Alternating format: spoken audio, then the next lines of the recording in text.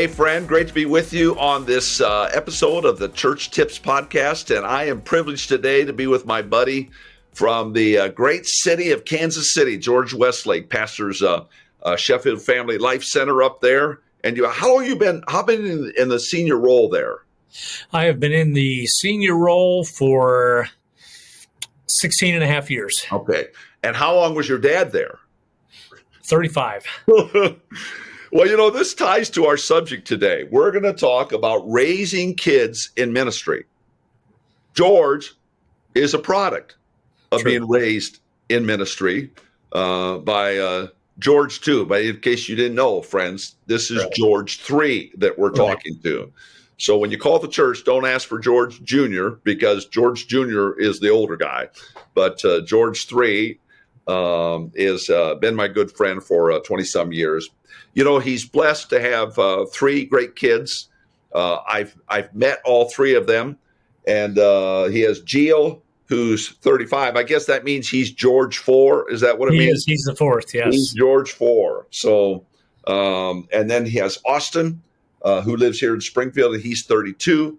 And then Lexi, his baby daughter, is 26. And so great kids. And, great kids don't happen by accident. But neither George nor I would say that we've got a magic wand to say, just do these things and you'll end up with great kids. There are a lot of wonderful parents out there that have had heartache with kids. We've been blessed. George has been blessed. And of course, what I would really say is the reason you have 3 good kids is you married right in the first place. So with Annette at the mom role, you were very, very blessed. But that helps. That definitely is a big talk to us a little bit about, you got pastors, young pastors, pastors raising teenagers. What would you say to them about raising children in ministry? Now, this is a very, very, very dear subject to me. Thanks, Dick. It's great to be with you. Preface by saying that I'm honored to be here with you and in your life. But this is a dear subject to me because I really feel like the greatest opportunity I've ever had is to be a father.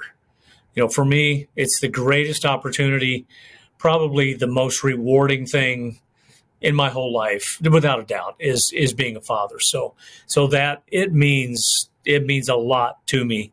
So this whole subject matter is huge in my heart, in my mind, and in my atmosphere. But I've got a list of things. I'll throw some of these at you, and these are just things to consider. Remember this, because most of us, we know. I can't tell you anything you don't know. Probably, I can remind you of a few things. So I want to try to remind us of a few things that we probably already know, and maybe 1 or 2 of them will say, okay, yeah. Number 1 is this: reality is going to change. Reality changes. Your children will change. Their perception of you will change. The way you communicate with them will change. Their priorities will change. It's going to happen. There's nothing we can do to prevent our children. Now, let me go back and say this.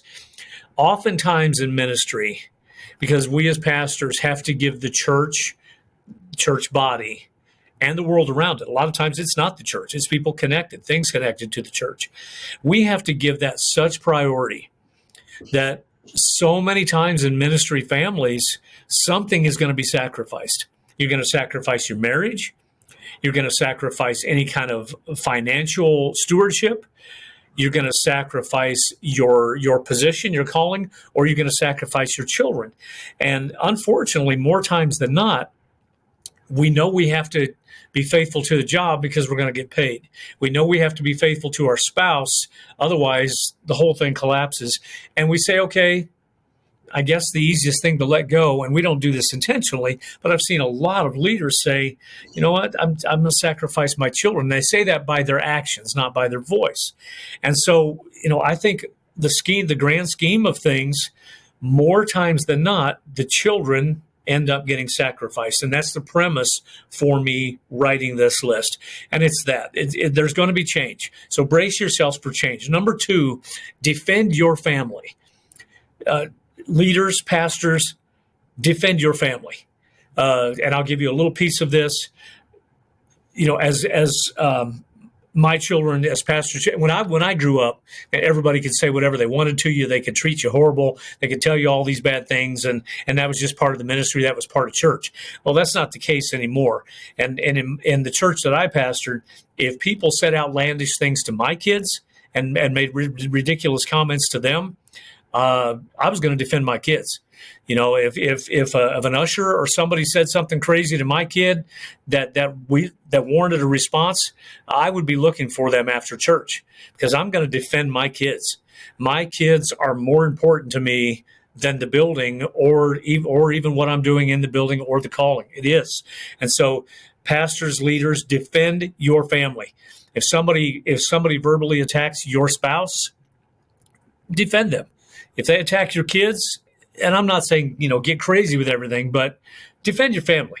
Too many ministry families have been lost because the parent chose the ministry over the child. Number 3, don't overreact. Yeah. Don't overreact, and don't make it about you. When things happen, my kids do things or have done things. The first thing is, how are people going to perceive me? What are people going to think of me? If my daughter gets pregnant, what are people going to think of me? Well, how about this? Don't make it about you. This is a big deal in pulling our kids through it. Don't make it about you. It's not about me. If my kid's in trouble, I can't make it about me. Right. And that's a big thing. So parent, don't make it about you. Don't make it about just about your image. Don't make it about you. Number 4, love them where they are. You don't have to love them exactly like they are, but love them where they are. I don't love this about you, but I love you where you are, and we're going to walk through it together. So love them where they are. They're going to be in a lot of different places. Number 5, allow them to have questions. Yeah. They're going to have questions, real questions. Good. I don't think I believe in God. I don't think allow them to have questions. Number 6, don't get too defensive when they're in their searching season. Yeah. Because we all have to find it for ourselves. We all have to find spiritual truth for ourselves. Yeah. We all have to find connectivity to God for ourselves. Now, there's only one way to get it, but we have to find that way ourselves on our path. So don't get too defensive when they're in their season of searching. Number 7, fight the battles that really matter. Yeah. Don't make small things huge things. Don't let this issue that can be resolved in 24 hours ruin your whole year. So don't fight every battle. Fight the ones that matter. And the last one, Dick, is this.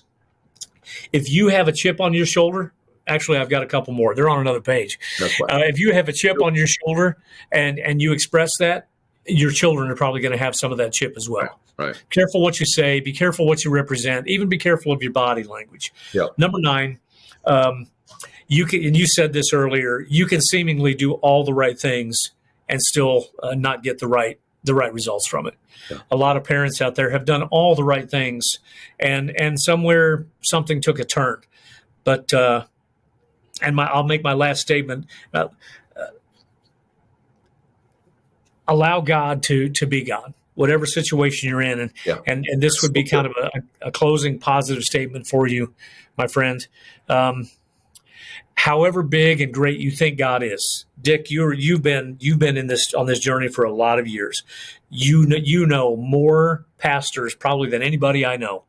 You know about ministry, you know about the culture, you know about the history.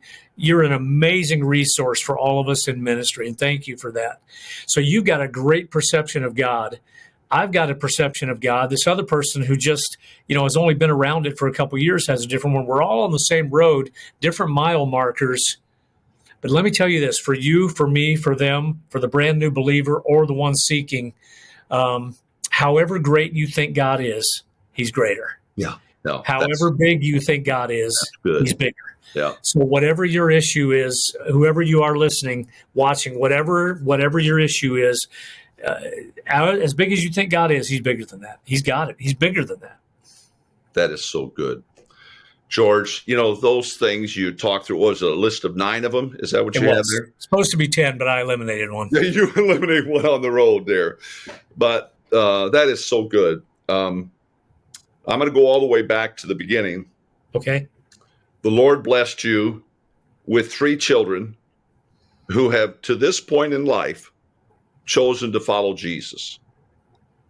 Give a word of encouragement to pastors out there who maybe one or more of their children are not serving Jesus. What could you say to them that would say there's hope? I would say this: they are coming home. Yeah. They are coming home. I believe this. This is not a line. One of the reasons I never wanted to be a pastor is because I don't like cliched lines and saying the expected thing, the anticipated thing, and try to get people to buy it. I believe this. They're coming home. The truth is in them. They might be in the pig pen. They might be partying with their friends. They might be on the road traveling to or from somewhere, but they're coming home. Yeah. And don't be shy about prophesying over them. Yeah. Don't be shy about speaking prophetically over their spirit. Absolutely. I speak life over you. I speak salvation over you. Yeah. I speak protection over you. Don't be afraid to speak in the prophetic voice that God has given you. They're coming home. The truth is in them. They're coming home. Oh, that's so good. Oh, my. Yeah, man, I just kind of get emotional just thinking of the power of that. They're coming home. They really are. George, this has been just outstanding. Thank you for your transparency, sharing of your heart in this way. And thank you, listener or viewer. Certainly, if you would be so kind to subscribe to this podcast and to rate and review it. That is, as you know, in the podcast world, that's everything. That helps us get the word out to more people. And in our case, we're trying to communicate with as many pastors and leaders as we can. So your help in that way would be wonderful. But again, George, thanks so much for being with us. It really has been my privilege to be with you. And to the viewer and listener, thanks as well for being on the journey. Make it a great one today, and be blessed. Hey, Jonathan here, real quick before you go. Everything in your ministry rises and falls on your leadership. So investing in your leadership is essential to staying healthy and growing the ministry. And that's why I want to invite you to join us inside the Leaders.Church membership. This online streaming service for pastors gives you access to more than 300 videos plus training material to level up your leadership and improve your ministry skills. If you'd like to do that, I want to invite you to go to Leaders.Church/boost. Again, that's Leaders.Church/boost. Well, thanks again for joining us on the Church Tips Podcast. We'll look forward to seeing you next time.